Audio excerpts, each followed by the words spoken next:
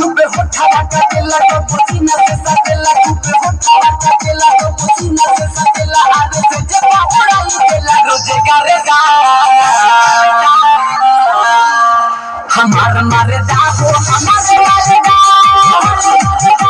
हमारे मारे दाहो हमारे मारे दा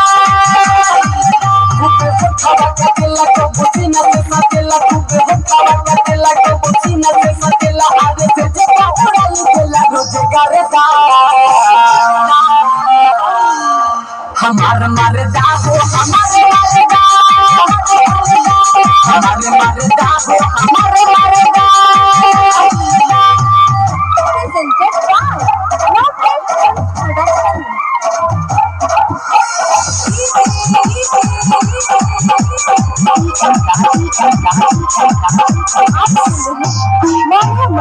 हमर भतारे सखी मिलल नंबर 1 हो मिलल नंबर 1 हो।